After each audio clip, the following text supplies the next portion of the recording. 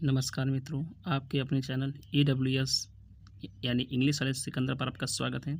आज writing skills के अंतर्गत हम लेटर एंड एप्लीकेशन के टॉपिक को लेकर के आए हैं, जिसमें हम सिर्फ आपको आज लेटर की ज़रूरत क्यों पड़ती है और लेटर कितने प्रकार के होते हैं और उनकी परिभाषा क्या है, सिर्फ इतना ही बताएंगे हम। चलिए स्टार्ट करते हैं।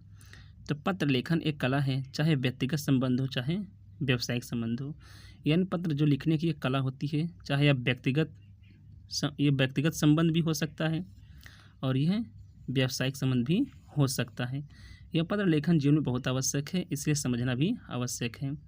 अर्थात इसकी क्या पैटर्न्स होते हैं वे आप थोड़ा इसका जो बचा है आप इसमें पढ़ लीजिएगा। चलिए आगे चलते हैं सीधे मूल पॉइंट्स पर।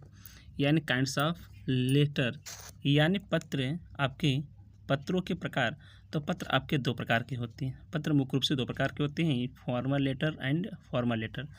फॉर्मल लेटर यानी औपचारिक पत्र, इनफॉर्मल लेटर यानी अनौपचारिक पत्र। चलिए इसकी परिभाषा। ये पत्र उन व्यक्तियों को लिखे जाते हैं जिनसे पत्र लेखक अथवा व्यक्तिगत निजी संबंध होता है, यानी इसे पर्सनल लेटर भी कहते हैं। इसे क्या बोलते हैं? पर्सनल लेटर भी कहते हैं। यानी आप माता पिता, भाई बहन, मित्र, अन्य संबंधियों को लिखे गए पत्रों को क्या बोलते हैं? अनौपचारिक पत्र बोलते हैं। यानी ऐसे पत्र, यानी अपने माता पिता, भाई बहन, मित्र, अन्य संबंधियों को लिखे गए पत्र को अनौपचारिक पत्र बोलते हैं। इन पत्रों में आत्मीयता का भाव होता है, यानी अपना भाव होता है और व्यक्तिगत बातों लिखा जाता है। इससे हम लोग क्या बोलते हैं? अनौपचारिक पत्र। यानी फिर से, यानी ऐसे पत्र जिनमें माता पिता, भाई बहन, मित्र, अन्य संबंधियों को लिखे गए हों वह अनौपचारिक पत्र कहलाते हैं। अब चलिए अब देखते हैं अगला आपका है फॉर्मल, यानी औपचारिक पत्र।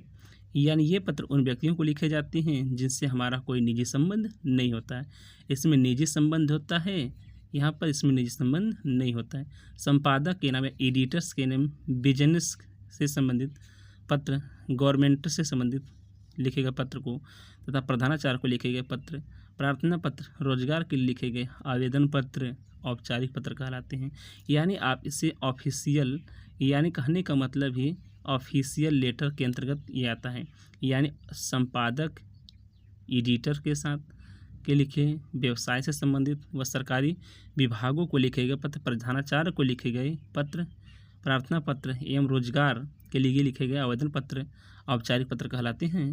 तो सबसे पहले आपको, सभी लोग तो इतना जानते हैं, लेकिन ये ध्यान रखते हैं कि पत्र की क्या गुणवत्ता होनी चाहिए। यानी अनौपचारिक पत्र लेखन के निर्देश और उदाहरण, उसके उदाहरण क्या हो सकते हैं? तो यानी औपचारिक पत्र कैसे होना चाहिए? यानी एक अच्छे अनौपचारिक पत्र में लिखित गुणवत्ता होनी चाहिए। क्या जो भाषा सरल हो, तार्किक, ताकि अर्थ एक बार में समझ में आ जाए पढ़ने से ही। याद रखें, टाइम इज मनी, क्योंकि टाइम इज मनी इसलिए होता है क्योंकि जो पढ़ने वाला व्यक्ति होता है उसके पास समय बहुत कम होता है। ध्यान दीजिएगा, हर व्यक्ति के पास समय बहुत कम होता है, तो इसलिए भाषा सरल लिखें ताकि एक बार में ही उसको पढ़ते ही उसको समझ में अर्थ आ जाए। विषय सामग्री क्रमबद्ध होना चाहिए, यानी आप क्रम बाय क्रम लिखें। पत्र संक्षिप्त होनी चाहिए, अर्थात अनावश्यक बातें नहीं लिखनी आपको। एक पैराग्राफ में एक ही बात लिखनी चाहिए, अर्थात आपको 3 पैराग्राफ बनानी है। सुलेख का ध्यान देना चाहिए ताकि पत्र सुगमता से पढ़ा जा सके। यानी जो सुलेख है, राइटिंग उसकी अच्छी होनी चाहिए ताकि जो पत्र लिखने वाला आपको पहले तो आकर्षित हो जाए और आपके पत्र को ज़रूर पढ़े। तो ध्यान देते हैं, ये आपकी हो गया फॉर्मल और इनफॉर्मल और उसके इनफॉर्मल की गुणवत्ता ने। और बाकी हम पॉट लेकर के आएंगे, इसका पॉट लेकर के आएंगे, यानी format of formal letter and format of informal letter. ये अगले वीडियो में होगा। तब तक के लिए धन्यवाद।